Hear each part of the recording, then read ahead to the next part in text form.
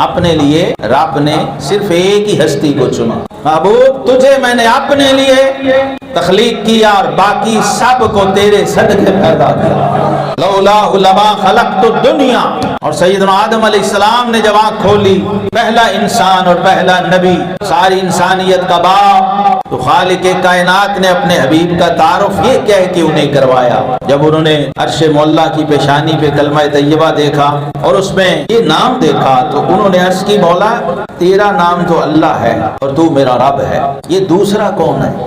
کیونکہ ہمیں تو ابھی تک تیرا ہی پتا ہے نا کہ تو ہی ہے اور کچھ نہیں ہے. تو خالق کائنات جل مجدہ نے جناب آدم باپ کو بیٹے کا تعارف کروا. کیا کہہ کے تعارف کروایا؟ فرمایا اے آدم. یہ نہیں کہا یہ میرا حبیب ہے، یہ نبی ہے، یہ نبیوں کا سردار ہے، نہیں کہا. خاتم الانبیاء ہے، فخر موجودات ہے، سید جن و انس ہے، یہ نہیں کہا. فرمایا آدم لولا لما خلقتک. آدم یہ وہ ہے کہ اگر یہ نہ ہوتا تو میں تجھے پیدا ہی نہ کرتا. بس اس کا اتنا تعارف یاد رکھ کہ تیرا وجود بھی اس کے صدقے میں وجود میں آیا. اب باپ ابو البشر اس سارے انسانوں کا باپ ہے نا. اگر کوئی، اب میں بالکل مسلک مذہب سے ہٹ کے میں یہ ایک بات کرنے لگا ہوں، یہ کامن سینس اور لاجک کی بات ہے، دانش ویژن اور وزڈم کی بات ہے. اب باپ تو باپ ہی ہوتا ہے نا، عیسائی کا ہو، یہودی کا ہو یا مسلمان کا ہو، ہوتا ہے کہ نہیں؟ بولو یہ بات دھیان سے اپنے خمیر میں رچاؤ.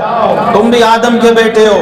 جب ذات پاک مصطفیٰ کی بات آئے تو فرقوں میں نہ پڑا کرو، یہ دیکھا کرو اس کا کوئی باپ ہے کہ نہیں، یہ آدم کا بیٹا ہے کہ نہیں، آدم کی اولاد ہے کہ نہیں، آدمی کہلانے کا حقدار ہے کہ نہیں، اس میں انسانیت ہے کہ نہیں. یہودی، عیسائی، دنیا، سکھ، ہندو، جس میں بھی آدم کا کوئی ذرہ بھی تھا نا، اس کا مذہب کوئی بھی ہو، اس نے کہا پیار ہو جائے کسی سے کوئی چارہ تو نہیں. یہ ہندو کا شعر ہے، پیار ہو جائے کسی سے کوئی چارہ تو نہیں، صرف مسلم کا محمد پہ اجارہ تو نہیں.